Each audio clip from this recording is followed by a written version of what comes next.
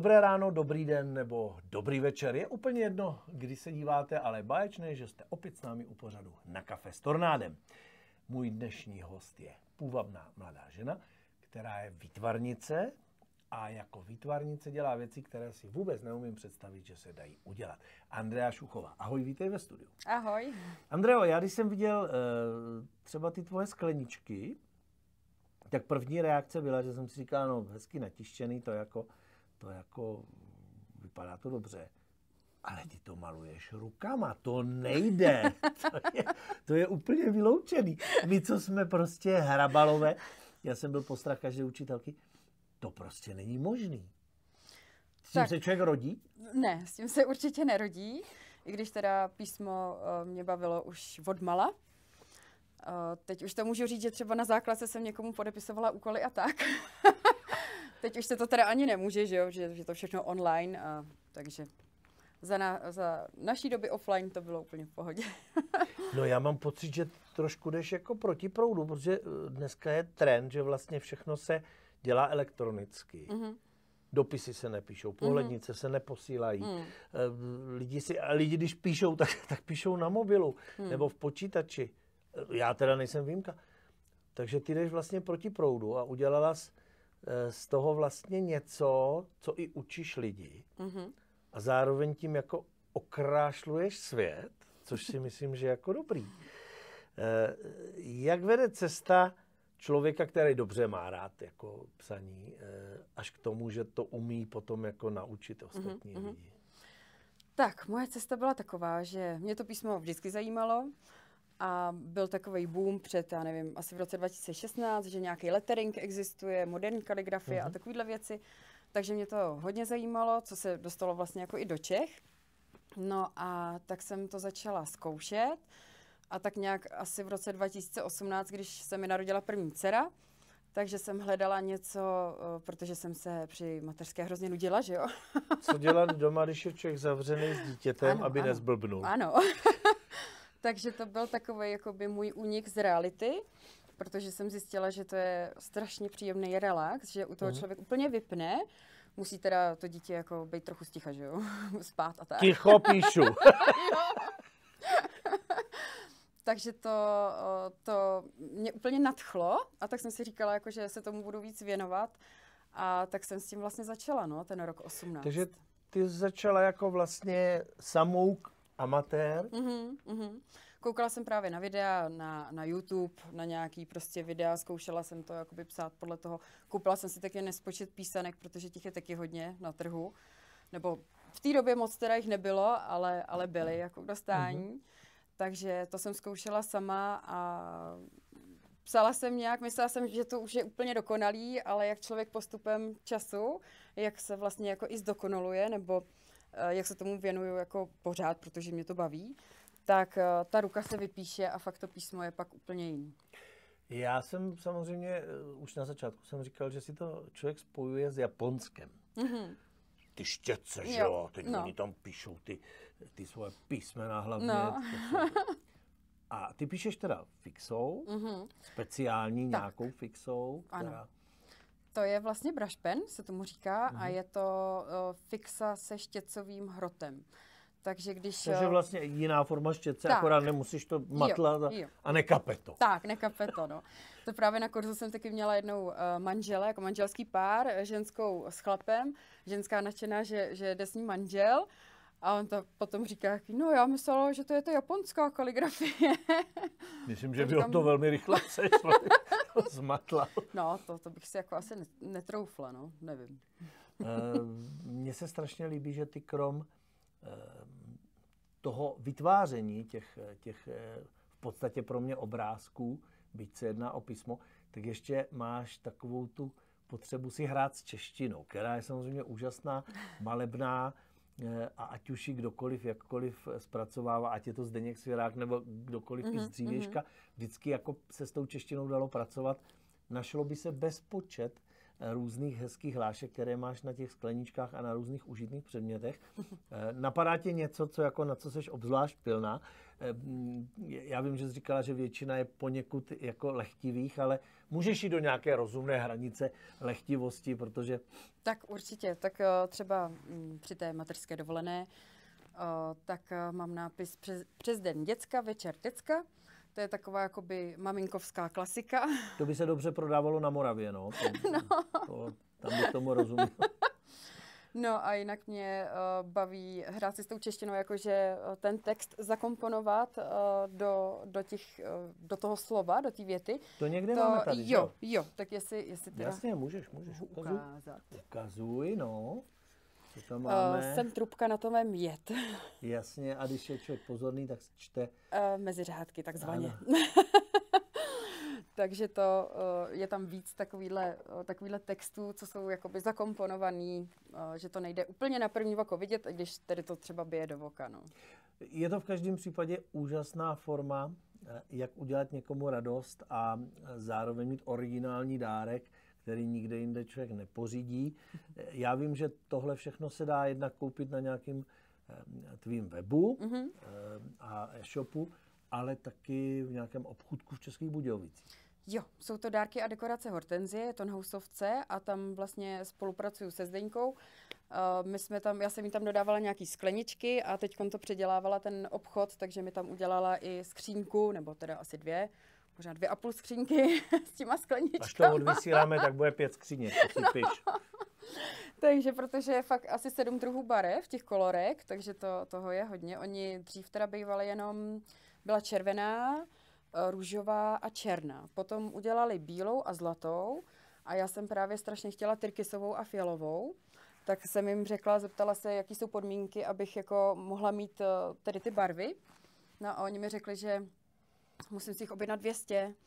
Tak říkám, to asi není úplně levný, co? Ne, tak jsem říkala, jako, že by mě doma asi zabili, jako mít 200 jako modrých skleniček, jako takových tyrkysových, jako šmoulových. Jo. No, ale nakonec jsem se teda domluvila s manželem, tak jako říkal, jako jo, tak do toho jdi a tak jsem do toho šla.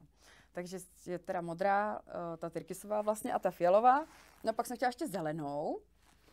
No, ale to už změnili podmínky a říkali, že by chtěli 2000 kusů. No, jsem říkala, že jako to už fakt ne. To by... Kde to skladovat, jo, potom? No, my máme garáž, nebo teda já mám garáž a tam všechno je, no. Ty bláho. Ty skleničky, dobře, tak sklenička je krásná věc, je to spíš teda spojeno třeba s vínem, nebo někdo si do toho může nalít šampaňský, byť to je sklenička tulipána víno. Co děláš ještě? Tady vidím hrneček. Jo, tak jestli ho taky můžu ukázat teda. Tak ho podám, abych byl galantní. Tak... To je takzvaná hrneček makronka. A tady ta je mintová barva, moc hezká. Je i růžová, žlutá, hnědá a takovýhle barvy. Ty teda na e-shop teprve připravuju a ty jsou se sublimačním potiskem. To znamená, že já to na grafickém tabletu napíšu ručně, že to je moje písmo a je to na ten hrneček vytisklý. Mně se líbilo, jak řekla, že to je mintová barva. Jo. Já se to pomalu taky učím, že se, jako my chlapi máme červenou, zelenou, modrou, máte mintovou a lila a lososovou a tak. Já lososa sežeru a... No jasně, ale je to taková, no. A je to dobře, tak je nebo to... jakou bys řekl, že to je barva? Já nevím, člověče, no taková do zelená, no ale jo, dobrý, tak... No někdo v tom vidí modrou zase. Fakt? No. No to jsme si taky doma jenom hádali, že ten talíř, já říkám, že je modrý a ten můj říká, ne, je zelený. No, ne, tak pak je asi dobře, že říkáte mintová, protože my chlapi se v tom jako ztratíme a souhlasíme s váma, není důvod se hádat. Krom práce, kterou můžeš takto prodávat na produktu, tady máme omalovánky. Ano, omalovánky pro dospělé. Ne, je to písemka moderní kaligrafie pro začátečníky. A to jsem vlastně vytvořila, tu používám na kurzech pro začátečníky, ale samozřejmě si to můžou i lidi zakoupit zvlášť. Prodávám to v sadě, je tam i sešit na trénink, protože na tu moderní kaligrafii, jak se používá ten brush pen, tak musí být i ten papír, jestli si klidně šáhneš, je takový hladký, že takový ten klasický, ta 80 z tiskárny, ono se to nezdá, ale je takový chlupatý a ten brush pen se třepí a ničí se. Takže určitě musí být i na tu moderní kaligrafii hladší ten papír. No a tady se právě učíme malou, velkou abecedu a vlastně je tam takové tajemství, jak se skládají ty písmenka, jak se napojují slova. A takový povídání, co to je třeba jakoby hand lettering a tak, no. Takže, ale tedy třeba mají, ještě jsem tam udělala možnost, aby si mohli obtáhnout takovej jakoby plagátek, že žádný učen z nebe nespadl.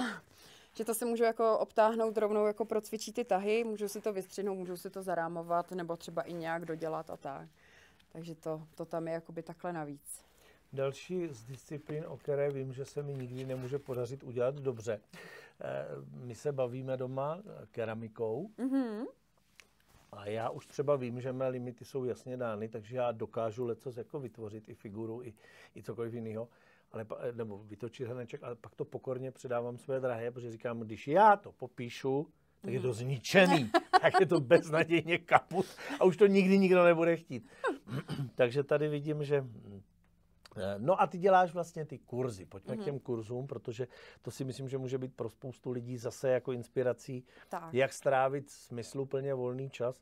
Mně se líbí prostě, že jdeš proti proudu, že to je vlastně úplně opačně, než jo. Tak já jako miluju pohledy, miluju dopisy, když mi pošle někdo pohled a když někdo jede na dovolenou, říkám, pošli pohled a jako, jasně, ne, prostě. Já říkám, ne, fakt mi ho pošli, já ho chci, prostě, jo. Takže na mě koukají divně, ale Takže jako... píšeš dopisy ještě normálně, jako? No jako ráda bych, ale moc není teď jako komu a spíš ten čas na to moc není, protože jako ty 2 děti a do toho ještě rekonstruujeme a teď práce A do ono toho... zase, než to přes tu Českou poštu někam dojde, tak no, ono... Tak to je fakt. Nic vezmi. V lednu, vánoční přání. Takže, no, Česká pošta, dneska podáte, zítra ztratíme, ne? Nebo a už jde žaloba. No. Pojďme k tomu kurzu, tak co to obnáší? Když se někomu bude zdát, že by měl neodbytnou touhu se naučit hezky psát, což je asi cílem? Ano. Je to určitě cíl a hodně lidí se toho jakoby bojí, protože si myslí, že ten svůj rukopis mají škaredej, že neumí psát, že to je jako hnusný, že se jim to nelíbí a že to není k přečtení. Já si to nemyslím, třeba to vím, jo.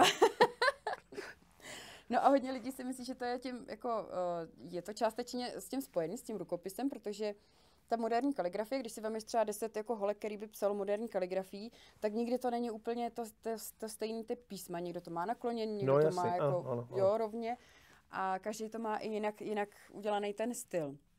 A hlavně ty písmenka, oni se jakoby nepíšou, ale kreslí se. A fakt to trvá i hodně dlouho to napsat, nebo hodně dlouho. Prostě je na to... Je určitě dobrý psát prostě pomalu a soustředit se na to. Takže tady ten kurz je i částečně, jak jsem říkala, že je taková forma jako relaxu, že když mám na to zpětnou vazbu pěknou, že hele, já jsem se úplně sklidnila prostě, jak jsem začala psát, jo, tak já jsem se úplně vyklidnila, a nebo holčina mi taky říkala, jako, že vlastně ten kurz dostala od přítele, a že líp investovat prostě nemohl, že nedělá nic jiného, než furt píše, takže prý má aspoň od ní i klid. Yes. Si píše, já si pustím fotbal. No. Takže ona byla vlastně i na pokračovacím kurzu, protože když jsem to začala dělat, ten kurz, tak samozřejmě úplně tréma jako blázen, jako jestli to naučím, protože já nejsem jako učitelka, jo, mám teda jako stavárnu a nejsem ani projektantka, nejsem jako takhle nic. Kdo umí, kdo neumí, učí. Takže ty to umíš, tak to aspoň to dokážeš ukázat. Že? No, oni spíš jakoby ocení to, že je to takovým tím v ozovkách laickým přístupem, jakože jim to jako fakt vysvětlím, nebo snažím se teda. A vždycky jsem ráda za tu zpětnou vazbu, tak jedna holčina teď píše i na dřevo do nějakých stánků a tak, že je úplně nadšená, že jo, takže to máš ty výstupy v tom, že jsou lidi, kteří skutečně jako po praktické stránce to využijí. Jo. A pak jsou tací, kteří přestanou škrabat. No, jako samozřejmě, kdyby si měl jako napsat nákupní seznam, tak jako než dojdeš na nákup, jo, je to třeba kaligraficky, tak zemřu hlady, než si napíšu nákupní seznam. No, to jo, no. Takže jako to je, ale kaligrafie se vlastně využije třeba svatební přáníčka, nebo narozeninový přáníčka, nebo... Tam, když chceš udělat něco krásného, máš na to čas a ten čas tomu věnuješ. Je fakt, že potom, když člověk něco takového vyrobí a předá to, tak je to osobní. Tak, to je, v tom je to kouzlo, že... A nebo i diáře se s tím zdobí, jo. Ten, kdo si dělá to bužo, nebo bujo, nebo jak se tomu říká. No, bujon znám, ale to je k jídlu. Tohle nevím. Bullet žurnál, já nevím, jak se to čte přímo, jako no, ale to je takový diář, který si jako tvoříš sám, jakože si píšeš pondělí, úterý a tak dále. Jo, ano. Tak, no. To musí být lidi, kteří nejsou příliš jako ve velkým presu, že představuje, jak si maluju to pondělí. A než bych to domaloval, tak by byl konec týdne, že? Takže to by nefungovalo. Prosím tě, dá se tímhle krásným uměním pro mě, dá se tím uživit? Jak to funguje? Chodí lidi a chtějí ty skleničky a nakupujou? No já vlastně jako nedělám nic jiného, než že píšu a maluju na ty skleničky. Teď mám i plastové skleničky. Jo, to máme tady, že jo? Ano. Na zdraví. Ano. A na ty teda... Jak to bylo v tom filmu? A můžu... jo, no, tohle jako fakt soudruzi z NDR vyvinuli. Nevím, jak je to s horkýma nápojema, jako hodně horkýma, ale asi a ty jsou taky jako skvělý, že holky si to berou jakoby na túry. No jasně, ano. Nebo rozlučky se svobodou a tady ty věci. Máme takový v obytňáku, ne takhle barevný, ale máme přesně na víno, máme, aby nebyly těžký a hlavně, aby se to v tom autě, když se to drcká, aby se to neroztřískalo. A tyhle jsou fakt skvělý, jakože i ten plast je to takový lehký a je to dobrý. Akorát na ten plast tam teda dělám polep, ale s tím, že zase je to moje ruční písmo, je to napsané na grafickém tabletu a je to vyřezané z vinylové folie. A tak to lepíš teda. Jo, mám to vyzkoušené, že to fakt jako vydrží jako hodně, protože já to vždycky testuju i na dětech, takže testováno na dětech. Testováno na dětech. Takže to funguje a lidi přijdou, nakupujou nebo na e-shopu nakupujou. No, pak jsme se taky bavili, že teda ty vlastně nejenom píšeš, ale ty to vymýšlíš, designuješ to, máš spoustu... Máme tady jednorožce? Asi nemáme, že? Jo, máme Máme jedno, tak ukaž jednorožce. To si myslím, že je zase inspirace pro maminky. Duhový. A že vlastně potom i v České Kotlince funguje to, co jsme zvyklí, že se děje v Číně, že totiž sotva se něco hezkého objeví, tak v Mežiku to někdo dokáže vyrobit, aniž by se ptal tvůrce. Ano. To se ti stalo, že? Ano, stalo se mi to i konkrétně vlastně se všema nápisama, co mám na e-shopu, protože je to jakoby i moje kompozice, všechno, tak už jsem to jako viděla. I mi to posílají lidi, jestli to jsou moje skleničky, tak říkám, že ne, to nejsou moje skleničky. A konkrétně ten jednorožec teda, když jsem se ptala, tak mi bylo řečeno, že to je něco jiného, že já to mám ručně malovaný a oni, že mají polep, takže to je něco jiného. Jo, takhle. Říkám, aha, no tak jo. No, tak. Takže si to vyfotili, udělali si polep. Jo, no tak ano. Tady mnoho let platilo, že kdo nekrade, okrádá rodinu.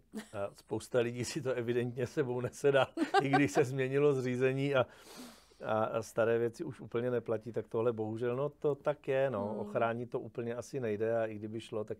No tak nezbývá, než věřit a doufat, že samozřejmě lidi, když už chtějí něco takového, tak chtějí originální, nikoli spatlanej fake, protože... Jo, ale oni se i hodně ty lidi vrací, protože jak je to ručně psaný, je to vlastně, já píšu i na přání texty, takže cokoliv si vymyslí, tak jim napíšu i vlastně na ty skleničky maluju. Taky jsem to musela jakoby vypilovat, že jo, protože ono je to těžké, jak je ta sklenička oblá, tak aby to jako bylo rovně. To je pro mě úplně nepochopitelné, že někdo takhle veme skleničku a teď tam něco jako... Ono to tam teďka bude vidět, my to ukážeme divákům, jak to tam maluješ, aby viděli, že nekecáme. protože pro mě tohle je úplně jako nepředstavitelná věc, protože mě se začíná třást ruka a vypadalo by to různě, ale rozhodně ne hezky. Je to dar, který člověk má a který evidentně krásně rozvinula. Ale taky jsem to musela jakoby trénovat, jo, že třeba na těch kurzech... Trénink dělá mistra. No. Tak jako já jim tam ukážu základy, všechno jim vysvětlím, tohle potom vlastně je přístup i do facebookové skupiny, kterou máme uzavřenou, takže na cokoliv se tam ještě můžu zeptat, že jako zůstáváme v kontaktu s těma lidma a cokoliv neví nebo mají nějaký dotaz, tak já jim vždycky ráda poradím. No a tedy já jim ukážu ty základy a už je pak na nich, jestli to jako budou rozvíjet dál nebo ne. Samozřejmě, když nebudou psát, tak jako je to o ničem. Je to o píli, je to o tom, že člověk se tomu věnuje. Můžeš toho využít, ten kurz, který je teď nejblíže obsazen, beznadějně. Nicméně ty máš v březnu další kurz, využij toho, tady máš kameru, pozvi si naše diváky, kdyby si chtěli udělat radost, nebo tak, někdo chtěl udělat radost. Ono je to většinou babská posádka, že jo, jak se říká, protože chlapů se tam moc jako ne. No, ale taky se najdou, taky je jich teda pár. No. My umíme najednou myslet jenom na jednu věc, víš, takže jo. složitý potom jako ještě malovat tomu. Ale pozvi si na kurz. Tak srdečně vás zvu teda. 22.3. mám kurz pro začátečníky, ještě je tam zbytek volných míst, takže se můžou přihlásit vlastně na tom mém e-shopu. A ten si tam řekni. www.andina.cz Andina.cz Andina s tvrdým i. Ano. Andinko, prosím tě, já ještě prozradím našim divákům, že my jsme tady upekli v rámci našeho povídání takovou krásnou věc, že totiž náš slogan, který my používáme pro televizi, jsme vaše domácí televize, bude od teď, nebo během pár dnů se změní jeho grafická podoba a všichni budou už na věky koukat na to, že když se objeví Jirčo 1 a pod tím jsme vaše domácí televize, tak to bude od tebe a bude to namalovaný, speciálně napsaný pro naši televizi od Andy. Doufám, že to neskazím. No to nesmíš, protože to je strašně slavný slogan, už ho používáme 13 let. Andy, já ti moc děkuju, mě to děsně bavilo a zase jsem se dostal trošku do světa, který pro nás chlapi je malinko cizí a pro mě byl vlastně až doteď neznámý. Odteď už budu vědět, že kaligrafie nejsou jenom Japonci a malování štětcem. Milí diváci, pokud se vám to naše vyprávění líbilo a nestihli jste od začátku tady pode mnou naše sociální sítě, takže si to můžete pustit. A když budete mít chuť, náladu a touhu se něco naučit, obraťte se na Andy. Andy, tobě děkuju a budu se těšit na tom tvým kurzu, kam pošleme štáb. Díky. No, ahoj. Děkuju. Ahoj.